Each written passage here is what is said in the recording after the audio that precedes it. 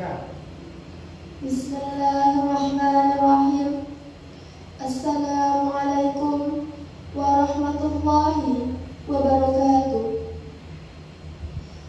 Alhamdulillahirabbil alamin wa bihi nasta'in ala umurid dunya waddin.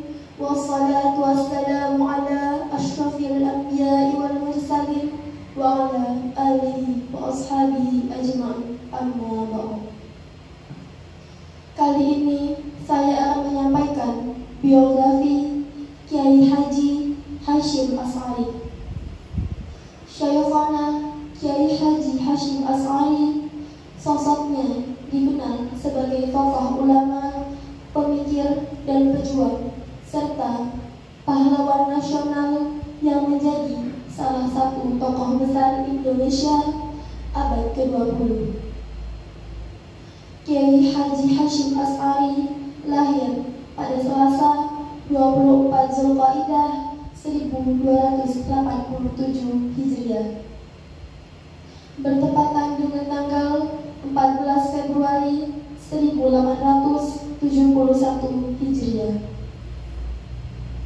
di pesantren Gedang, Tembokrejo, Kabupaten Jombang. Dia merupakan putra dari pasangan Kiai Sya'oli dan Nyai Halimah. Dari jalur ayah, nasabnya Kiai Hasyim bersambung kepada Maulana Ishaq hingga Imam Ja'far Shadiq bin Muhammad al-Baghir. Sedangkan dari jalur ibu, nasabnya bersambung kepada kepemimpinan Kerajaan Majapahit, Raja Brawijaya ke-6 yang mempunyai putra Joko Tingkir. Raja Pajang pertama dengan gelar Sultan Pajang atau Pangeran Adiwijaya, Kiai Hasyim mulai berkelana untuk belajar ke sejumlah pesantren di usia 15 tahun. Dia pernah menjadi santri di pesantren Wonorejo, Jombang, pesantren Wonokoboyo, Probolinggo, kemudian pesantren Langitan, Tuban, pesantren Trenggilis, Surabaya. Pada usia 15 tahun, beliau mulai meninggalkan rumah, menjadi santri dan tinggal di beberapa pesantren. Kiai Haji Hasyim Asy'ari melanjutkan mencari ilmu ke pesantren Kademangan, Bangkalan, Madura, di bawah asuhan Kiai Khalid bin Abdul Latif. Kiai Hasyim kembali ke tanah Jawa dan belajar di pesantren Siwalan, Panji Sidoarjo di bawah bimbingan Kiai Yakub. Pada usia 21 tahun, Hasyim Asy'ari menikah dengan Nafisah, salah seorang putri Kiai Yakub.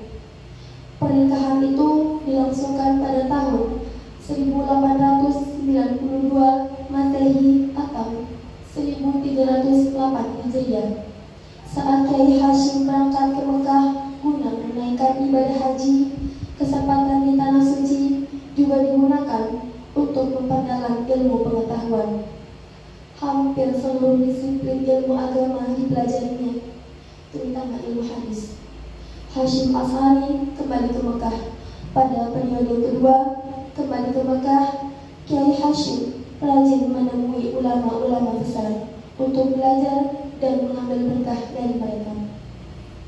Karena keilmuannya yang dinilai sudah mumpuni, Kiai Haji Hasyim Asy'ari dipercaya untuk mengajar di Masjidil Haram bersama 7 ulama besar lainnya.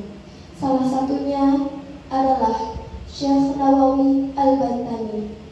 Di Mekah, Kiai Haji Hasyim Asy'ari memiliki banyak murid dari beberapa negara. Beberapa muridnya antara lain Syekh Umar Hamdan, ahli hadis di Mekah, serta Syekh Ahmad bin Abdullah Siriyah.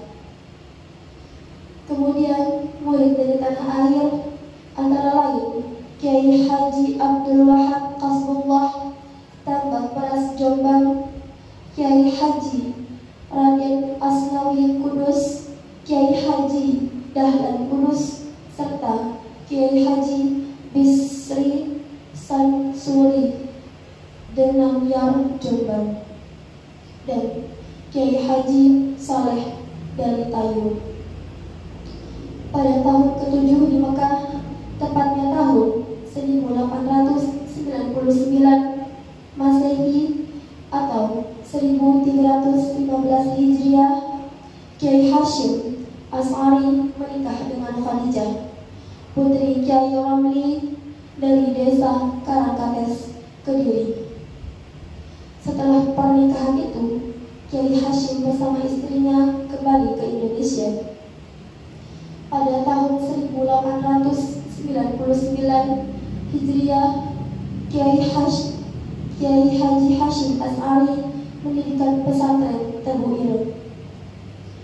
Awalnya pesantren berjumlah 8 orang santri, lalu 3 bulan kemudian meningkat menjadi 28 orang. 2 tahun setelah mendirikan pesantren, Khadijah, istri Kiai Haji Hashim As'ari, meninggal dunia tanpa meninggalkan seorang putra. Kiai Haji Hashim As'ari kemudian menikah lagi dengan Nafiqah, putri Kiai Ilyas, pengasuh pesantren Sewulan Madiun, yang dikaruniai 10 orang anak. Pada akhir 1920-an, Nyai Nafiqah wafat. Kiai Hashim kemudian menikah dengan Nyai Masrurah dan dikaruniai 4 orang anak. Setelah mendapatkan masukan dari beberapa kiai pengasuh pesantren serta petunjuk gurunya, Kiai Haji Khalid bin Abdul Latif Bangkalan, Kiai Hashim As'ari mendirikan organisasi Nahdlatul Ulama.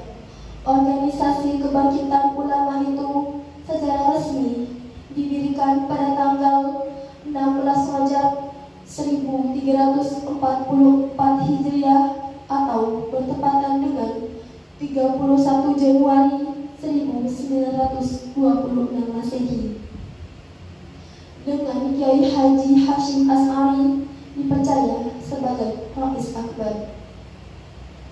Menurut Kiai Haji Abdul Hakim Mahfuz, pengasuh pesantren Tebu Ireng, berdirinya NU bukan sekedar keinginan untuk membangkitkan barisan. NU berdiri untuk merespon situasi dunia Islam kala itu yang sedang dilanda pertentangan paham antara paham pembaharuan dengan paham madhab. NU hadir dengan pemikiran yang lebih moderat. Pandangan NU yang lebih moderat pada akhirnya membuat interaksi dan komunikasi dunia Islam lebih mudah, sehingga orang Islam di Indonesia, terutama orang NU, itu kalau bertemu dan berinteraksi dengan orang Muslim di dunia bisa nyambung. Di masa penjajahan, Kiai Haji Hashim As'ari memiliki pengaruh besar yang membuat Belanda dan Jepang segan. Saat Belanda menjajah, Kiai Haji Hashim As'ari pernah diberi anugerah bintang jasa. Namun pemberian dari Belanda ditolak olehnya. Pada masa Belanda pula, Kiai Hashim pernah mengeluarkan fatwa jihad melawan penjajah serta fatwa haram pergi haji dengan naik kapal milik Belanda. Fatwa jihad melawan penjajah memantik perlawanan terhadap Belanda di berbagai tempat. Kemudian fatwa haram pergi haji dengan naik kapal milik Belanda membuat banyak jamaah calon haji yang membatalkan keberangkatannya ke tanah suci. Sementara pada masa pendudukan Jepang, Kiai Haji Hashim As'ari pernah ditahan karena menolak melakukan penghormatan ke arah Tokyo setiap pagi. Di masa awal Indonesia merdeka, Belanda dengan membuat Indonesia bermaksud kembali menduduki Indonesia. Untuk menyelamatkan kemerdekaan Indonesia, Kiai Haji Hashim Asy'ari bersama para ulama mengeluarkan resolusi jihad untuk melawan pasukan Belanda dan sekutu. Resolusi jihad yang ditandatangani di Surabaya tersebut mampu membangkitkan spirit perjuangan untuk mempertahankan kemerdekaan Indonesia. Pada waktu selanjutnya, fatwa jihad itu memunculkan gerakan perlawanan di mana-mana terhadap tentara Belanda.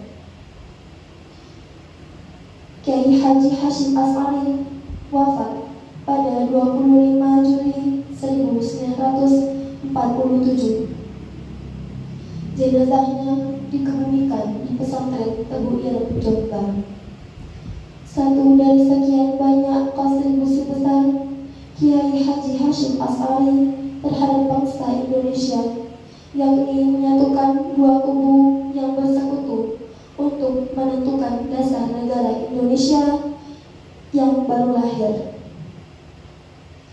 Atas petunjuk Kiai Haji Hashim Asy'ari, para ulama memberikan menjadi dua kubu dan menentukan dasar negara Indonesia, akhirnya menyepakati menghapus 7 kata pada Piagam Jakarta. Menghapus 7 kata pada Piagam Jakarta tersebut selain menghentikan polemik dasar negara, juga menjaga persatuan dan kesatuan Indonesia. Dalam bingkai negara Kesatuan Republik Indonesia atau NKRI, atas jasanya semasa hidup terhadap negara, Nahdlatul Syekh Hashim Asy'ari ditetapkan sebagai pahlawan nasional pada 17 November 1964. Saya akhiri. Wassalamualaikum